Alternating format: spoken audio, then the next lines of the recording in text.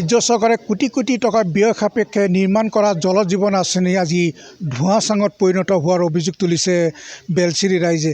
আজি বেলশ্ৰীৰ যিখন পানী যোগান আছিল সেই পানী যোগান আঁচনিখন আজি বিগত 6 মাহ ধৰি বিকল অৱস্থাত পৰি আছে, যাৰ বাবে ইয়াৰে স্থানীয় ৰাইজ আৰু ইয়াৰ কাষত থকা বেলশ্ৰী আৰক্ষী থানাৰ আৰক্ষীসকল পানীৰ কাৰণে হাহাকাৰ কৰিবলগীয়া হৈছে। মই পোনে পোনে সেই দৃশ্য দেখুৱাইছোঁ।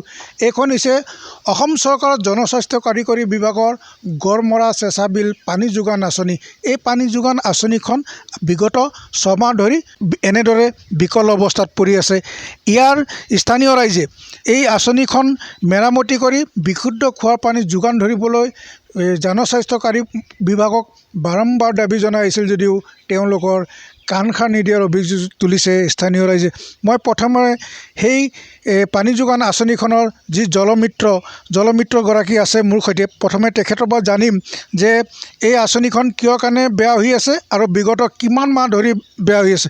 দাদা, এই সন্দৰ্ভত আপোনাৰ কি জনাব? হয়, মই গড়মৰা চেঁচাবিল পানী যোগান আঁচনিৰ এজন জলমিত্ৰ।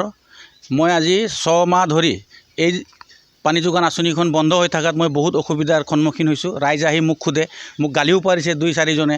তেওঁলোকেতো বুজি নাপায় গাঁৱৰ মানুহ পানী লাগে, সেইবাবে তেওঁলোকে মোক অসুবিধা কৰে, আহি পেলাই সোধে। তেতিয়া মই সিহঁতক গোটেইকেইটা বুজাব নোৱাৰোঁ। মই SO আৰু SDO ছাৰক মাতি কিনি গোটেই বস্তুবিলাক প্ৰপ'জেল লিখিত হিচাপেও দিছোঁ আৰু লগতে ৰাইজৰ চহী লৈও মই কেইটামান এপ্লিকেশ্যন দিছোঁ। দিয়াৰ পিছত তেওঁলোকে আহি চাই গ'ল। চাই যোৱাৰ পিছত কৈছে বৰিংটো ফুটিছে, সেইটো এপ্ৰুভেল পঠোৱা হৈছে, হৈ যাব বুলি কৈ আজি 6 মাহ ধৰি বিকল হৈ আছে।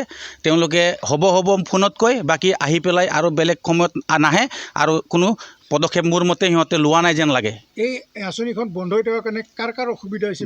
বহুত মানুহৰ অসুবিধা হৈছে, লগতে আমাৰ আৰক্ষী চকীৰো অসুবিধা হৈছে। IC ছাৰটো মোক সদায়ে কৈ থাকে যে ইমান আমি ষ্টাফত মানুহ থাকোঁ, লেট্ৰিন কৰিবৰ কাৰণে পানী নাই, গা ধুবলৈ পানী নাই, খোৱা পানী নাই। সিহঁতে বহুত অসুবিধাৰ সন্মুখীন হৈ আছে। মোক সদায় মানে আপত্তিবিহীন আপত্তি কৰি থাকে। ৰাইজে আহি থাকে, সপ্তাহত 2-3বাৰ ৰাইজে আহে, মোক সোধে, ফোনেৰ যোগেদিও সোধে।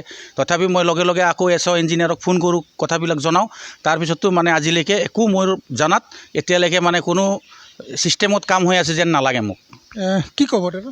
হয়, ইয়াতে যোনখন আমাৰ জল জীৱন আঁচনি আছে, 6 মাহ ধৰি যিহেতু বন্ধ হৈ আছে আৰু ইতিমধ্যে আমি গম পোৱাৰ পিছত আপোনালোকে যিহেতু আহি পেলাই নিউজ কৰি আছে আৰু যোনখন আমাৰ মানে বৰিং আছিলে, বৰিংখন ফাটিছে বুলি গম পাইছে। আৰু ইয়াতে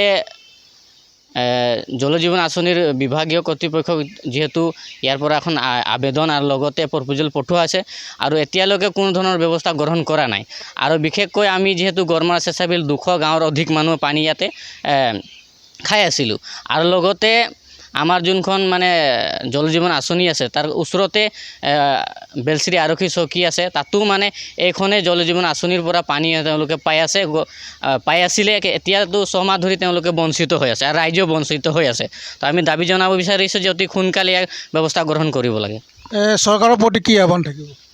চৰকাৰৰ প্ৰতি এটা আহ্বান, আমাৰ যি জলমিত্ৰ যিটো আমাৰ এতিয়া 6 মাহ হ'ব উকলি গ'ল। এতিয়া আমি যিহেতু পাৰ্টিৰ কাৰ্যকৰ্তা ল'ৰা হয়, বিশেষ কৰি আমি য'তে মিটিং কৰোঁ তেতিয়া আমাক প্ৰথমে সেইটো কথাই কয় যে আমি ইমান দিনে ভালে পানী পাইছিলোঁ, বেছি কৰি 1 মাহ যেনে তেনে পাওঁ, তাৰপিছত 2 মাহ বন্ধ হৈ যায়। কাৰণটো কি হয়? পিছত আমি ক'বলৈ যাওঁ, আমিতো ওপৰ মহলত জনাই দিছোঁ, কাৰণ কিহৰ কাৰণে নাহে এইটোতো আমিও ক'ব নোৱাৰোঁ। সিহঁতে কয় যে আহিখিনি তৎকালীন বেছি আমি কৰি দিম বুলি কয়। আৰু বিশেষ কৰি যিকেইটা কাৰ্যকৰী কাম হৈছে সেইকেইটা গোটেইখিনি হৈয়ে গৈছে, আমাৰ কেয়াৰটেকাৰ কৈয়ে গ'লে। আৰু কি কাৰণে বা অফিচিয়েলি মানুহবিলাক কেনেকৈ গাফিলতি কৰি আছে এইটো মানে সোনকালে কৰি দিয়ে, এইটোৱে আমাৰ আহ্বান।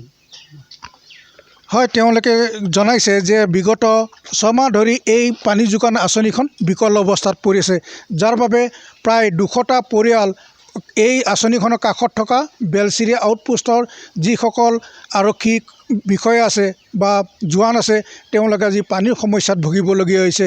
এই পানী যোগান আঁচনিখন পুনৰ মেৰামতি কৰি স্থানীয় ৰাইজ আৰু আৰক্ষী বা যিসকল ৰাইজে পানী পাবলৈ সক্ষম হৈছিল, সেই পানী যোগান আঁচনিখন পানী পাবলৈ সক্ষম হ'ব নে নাই সেয়া সময়ত হ'ব অতি লক্ষ্য।